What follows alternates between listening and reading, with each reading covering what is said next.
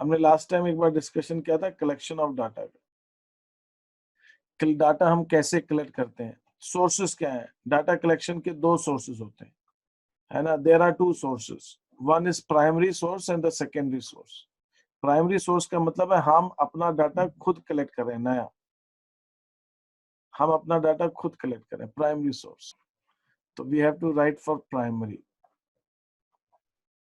दूसरा है हमारा सेकेंडरी सोर्स। प्राइमरी सोर्स माने हम अपना ही डाटा कलेक्ट करें, डायरेक्ट फील्ड से कलेक्ट करें। सेकेंडरी माने हमने कहीं से ले लिया, कहां से ले लिया, किसी वेबसाइट से लिया, किसी मैगजीन से लिया, न्यूज़पेपर से लिया, गवर्नमेंट डिपार्टमेंट से लिया, ठीक है, वो सेकेंडरी डाटा कहलाता है। तो ये दो सोर्सेज हैं डाटा कलेक्शन के।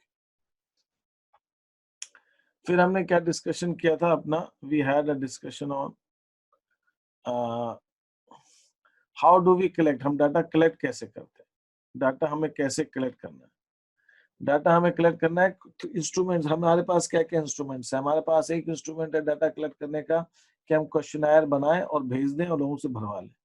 दूसरा है हम सामने वाले से इंटरव्यू ले लें और अपने पास शीट रखें, उसको हम भरते चले जाएं, उनसे पूछते जा रहे हैं और लिखते जा रहे हैं, तो वो इंटरव्यू शेड्यूल हो गया। हम ही लिख रहे हैं, हम ही पूछ रहे हैं, हम ही लिख रहे हैं, सामने वाले से पूछ रहे हैं, हम लिख रहे हैं। क्वेश्चनर में हमने भेज दिया और वो भर के हमें भेज रहा है। तो ये हमने कोई ईमेल से भेज दिया या हमने कोई हार्ड कॉपी प्रिंट आउट भेज दी।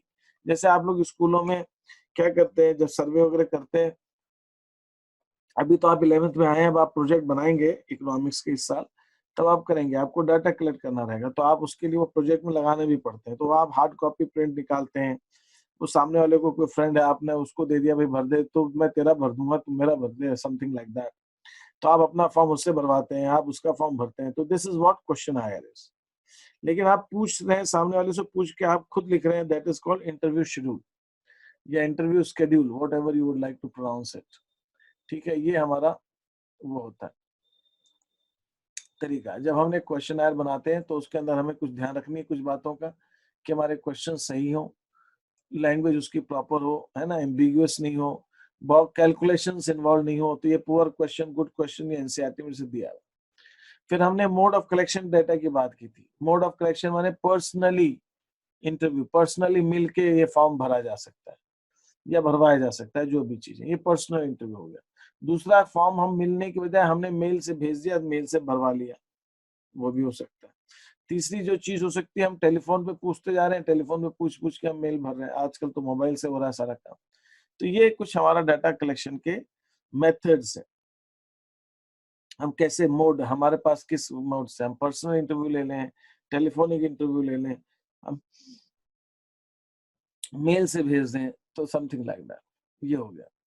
नेक्स्ट चीज क्या होती है कि एक बार जब हम डाटा कलेक्ट करते हैं, कलेक्ट करने से पहले हम जब क्वेश्चनर बनाते हैं या हमने कोई ऐसा इंटरव्यू फॉर्म बनाया, उसको हम चेक करते हैं, उसको कहते हैं पायलट सर्वे।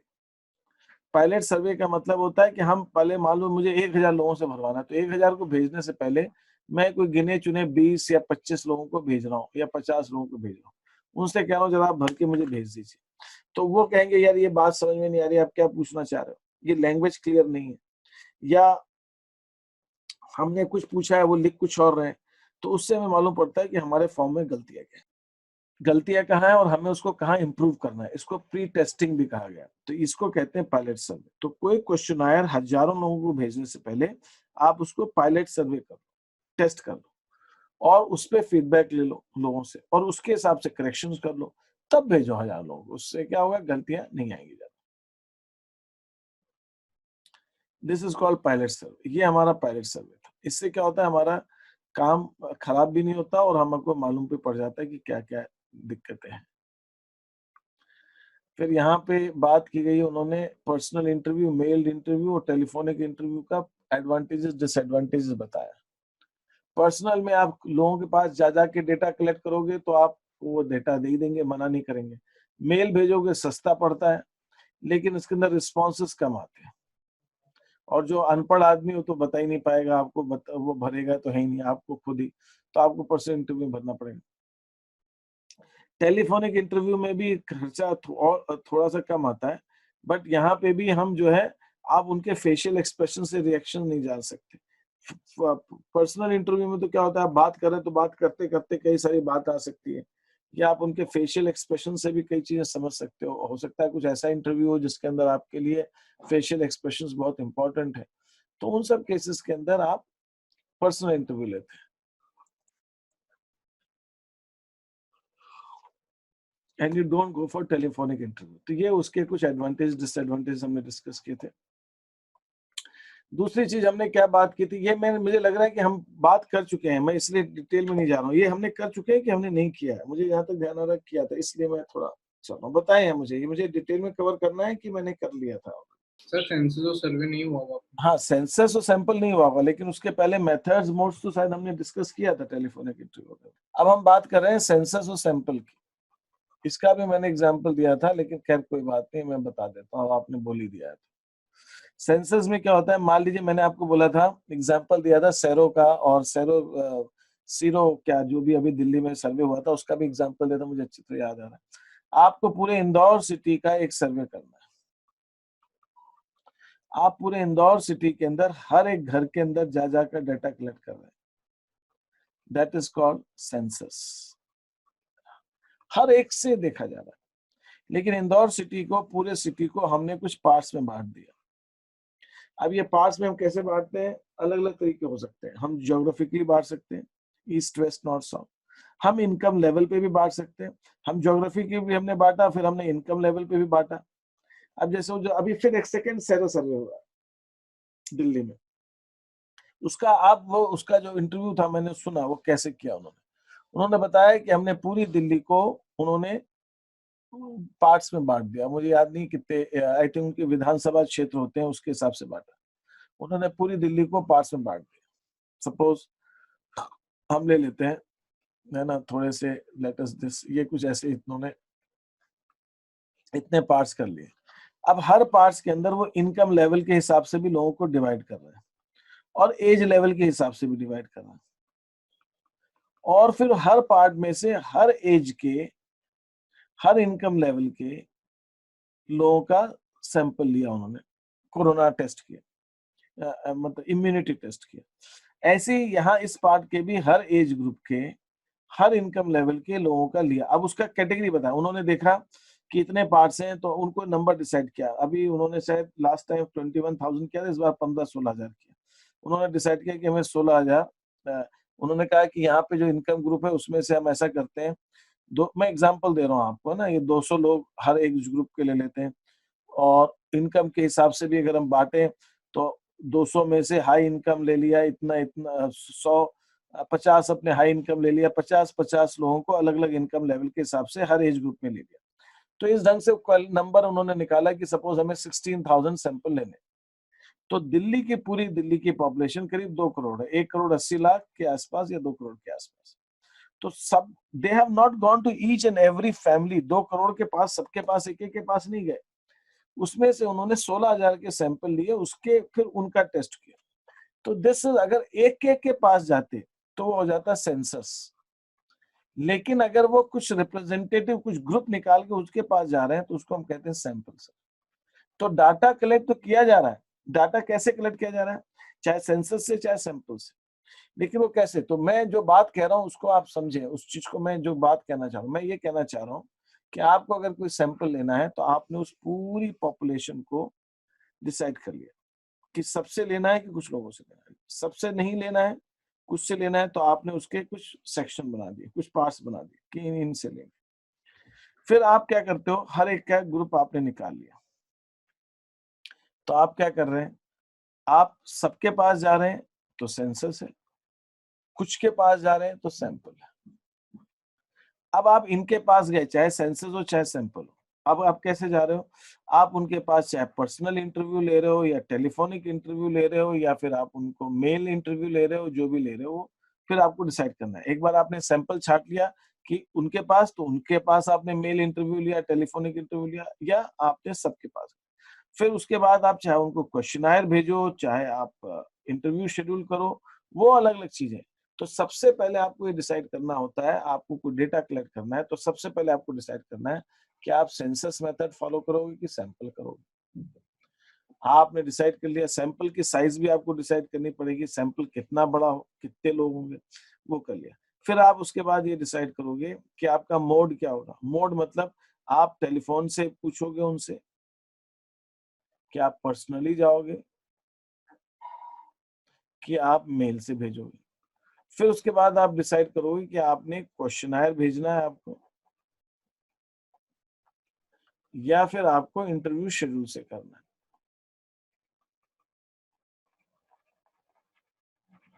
अगर आपका मेल से है तो वो क्वेश्चनायर ही जा सकता है, इंटरव्यू शेड्यूल तो मेल से तो हो नहीं सकता। हाँ, पर्सनली मिलके या फोन से आप दोनों कर सकते हो। तो पहले आपको ये डिसाइड करना होता है कि आपको सेंसस करना है कि सैंपल करना है, फिर आपको डिसाइड करना है कि आपका मोड क्या होगा। आप फोन लगाओगे सबको, या आप सबसे मिलोगे, या आप सबको मेल से भेजोगे। फिर आप ये देखोगे कि आपका वो क्वेश्चनायर जाएगा कि आपका इंटरव्यू शेड्यूल जाएगा। तो ये प्रोसेस होता है आपका डाटा कलेक्शन का। तो you have to work like that. तो यहाँ पे भी उस बुक में भी यही बात हो रही है, बुक के अंदर भी यही चीज आ रही है कि हाँ, सेंसस सेंसस को कंप्लीट इन्यूमरेशन भी बोलते हैं। कंप्लीट इन्यूमरेशन या मेथड ऑफ कंप्लीट इन्यूमरेशन, इसका मतलब कंप्लीट, हर एक से मिल मिल के डाटा कलेक्ट करना। ये सेंसस इतना महंगा होता है ये, बिकॉज हर एक से मिलना आसान नहीं है। अगर आपका बड़ा ग्रुप है तो आपको बहुत महंगा पड़ता है। इसलिए हमारे कंट्री में भी सेंसस होता है, हर एक घर में जाता है आदमी, हर एक घर से पूछता है, लेकिन वो 10 साल में एक बार होता है।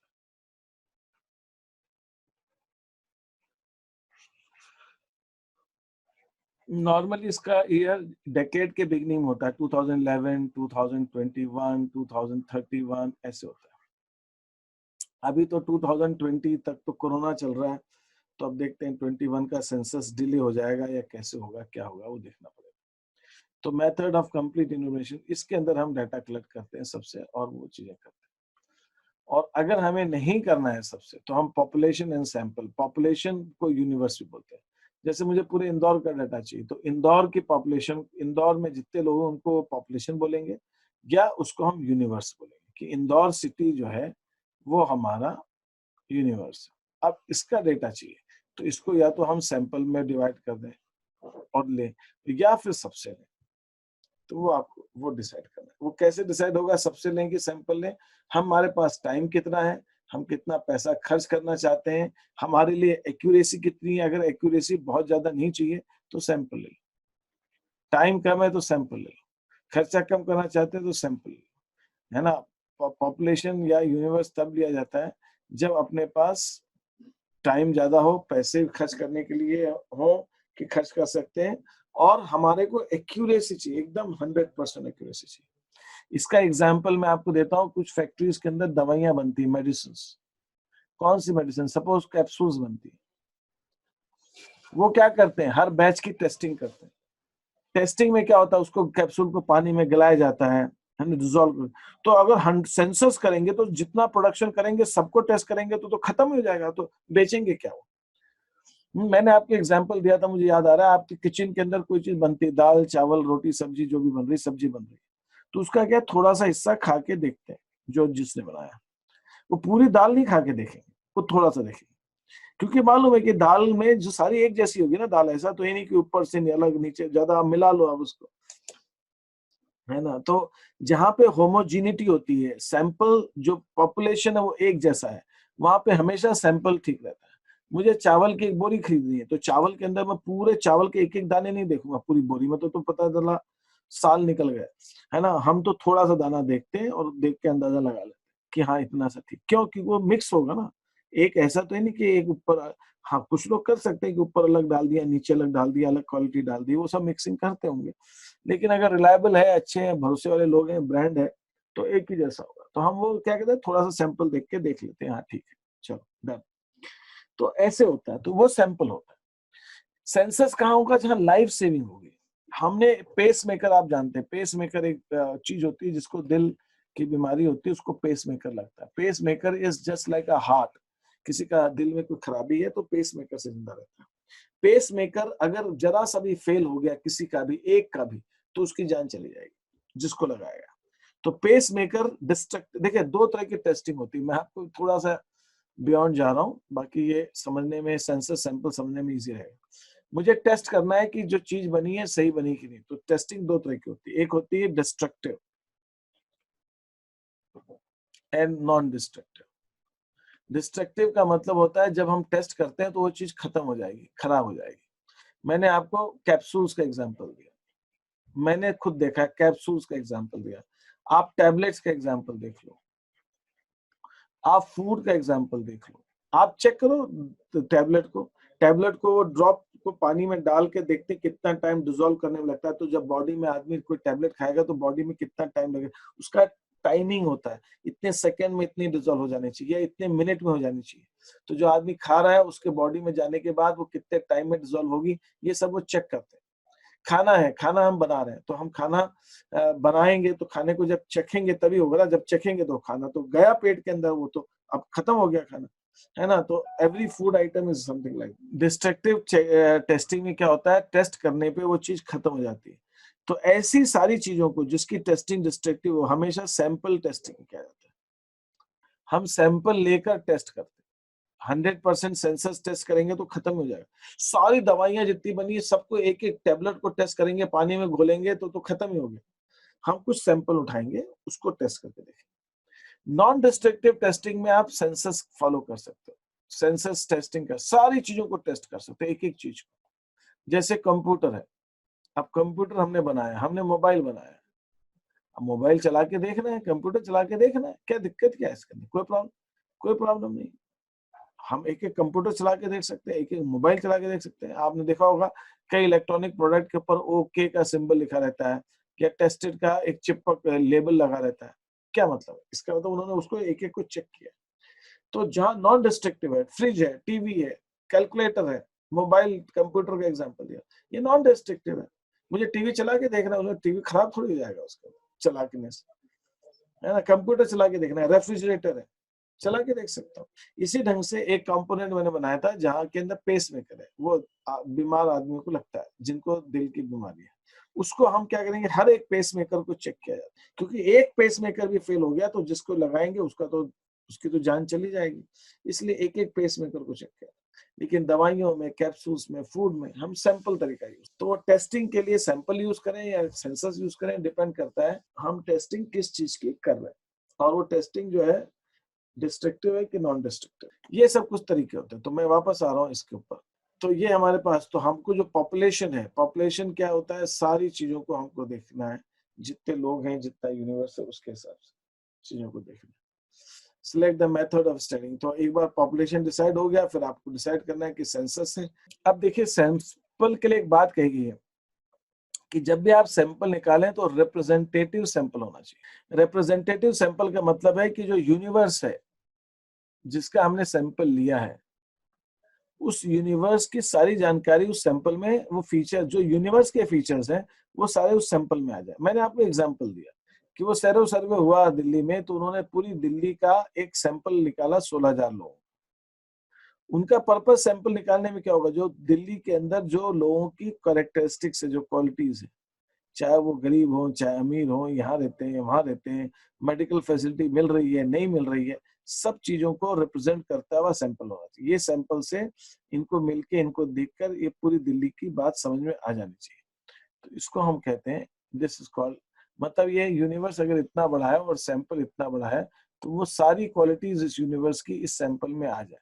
अगर उस सैंपल में वो सारी क्वालिटीज आ जाएगी, तो जब सैंपल को हम टेस्ट करेंगे, चाहे किसी भी मेथड से करें, वो सब टेस्ट करेंगे, तो वो जो टेस्ट करेंगे तो जो क्वालिटी यूनिवर्स की है वो सारी क्वालिटी इसमें आ जाएगी। इसमें आ गई है, तो जब टेस्ट करेंगे तो अपने आप वो क्वालिटी पकड़ में आ जाएगी। तो इसलिए सैंपल, ऐसे सैंपल को जो यूनिवर्स को की क्वालिटीज को रिप्रेजेंट दिखाता है, उसको कहते हैं रिप्रेजेंटेटिव सैंपल। और रिप्रेजेंटेटिव सैंपल निकालना ही आर्ट है, इट इज नॉट इजी। अगर कोई रिप्रेजेंटेटिव, ट्रूली रिप्रेजेंटेटिव सैंपल निकाल सकता है तो वो अच्छी बात है। कहीं ना कहीं कुछ कमी रह जाती है, बट स्टिल कोशिश यही होती है कि हम रिप्रेजेंटेटिव सैंपल को ही निकाल लें। हम जब सैंपल निकाल रहे हैं उसको कहते हैं ड्राइंग द सैंपल, सैंपल निकालना यूनिवर्स में से। तो जब हम सैंपल को निकाल रहे हैं, डिसाइड कर रहे हैं कहाँ कहाँ से किससे लेना है डाटा, तो वो सैंपल रिप्रेजेंटेटिव होना चाहिए। पूरे यूनिवर्स की क्वालिटीज, जो फीचर्स है पूरे यूनिवर्स में, जो वो ड्रॉबैक्स है, कमियां हैं, वो भी आनी चाहिए सैंपल में, और पूरे यूनिवर्स में जो पॉजिटिव्स हैं वो भी आने चाहिए। तो ऐसा नहीं जैसे पॉजिटिव पॉजिटिव आए, यूनिवर्स की नेगेटिव भी उस सैंपल में आनी चाहिए, और यूनिवर्स की पॉजिटिव तो आनी आनी।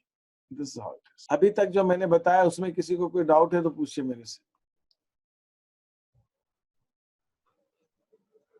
अब हम बात करें कि सैंपल निकालने के हमारे तरीके क्या हो सकते हैं। सैंपल निकालने के हमारे तरीके तो बहुत सारे हैं। एक तरीका इसके अंदर यह है कि रैंडम सैंपलिंग। फिर रैंडम है, नॉन रैंडम है। नॉन रैंडम के अंदर अलग अलग तरीके होते हैं। ये तो बुक्स में, प्राइवेट बुक्स में तो बहुत सारे मेथड दिए हैं। यहाँ एनसीईआरटी में सिर्फ उनका छोटा सा नाम दिया हुआ है। फिर sampling errors, non sampling errors, bias. Okay, ठीक है। रैंडम का मतलब हो गया कि अगर मैं वही वाला दिल्ली वाला एग्जांपल लेता हूँ, क्योंकि अभी एक्चुअल सैंपल हुआ है। ये दिल्ली की पॉपुलेशन है 2 करोड़ की, इसमें से मुझे 16,000 लोगों को सिलेक्ट करना है।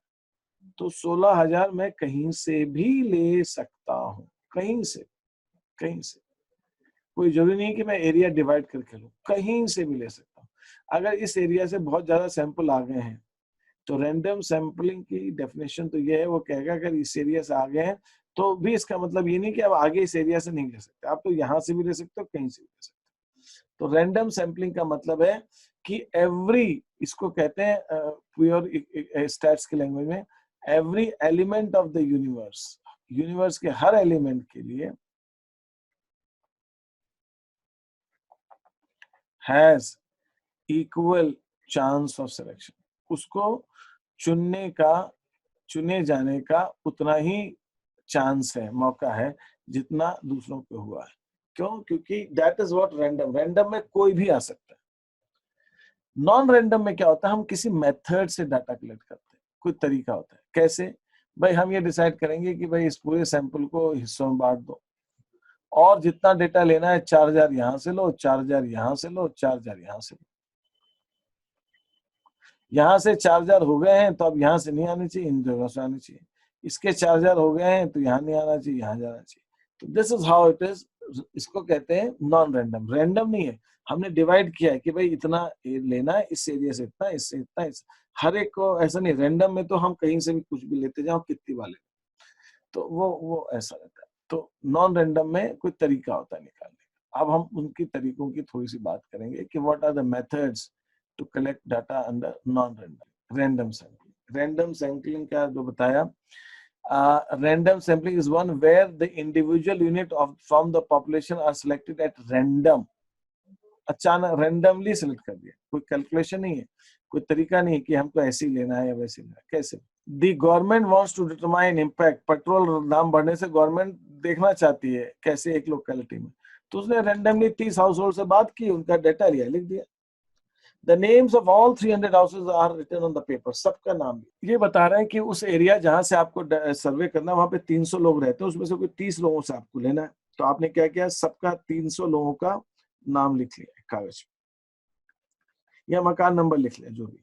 और आप अचानक उसमें से कोई भी 30 नंबर छांट लिया, कोई भी 30 नंबर छांट लिया। उसका कोई तरीका नहीं कि यहाँ से मत लो, ऊपर से मत लो, नीचे से मत लो, कहीं से भी छांटते जा रहे हैं।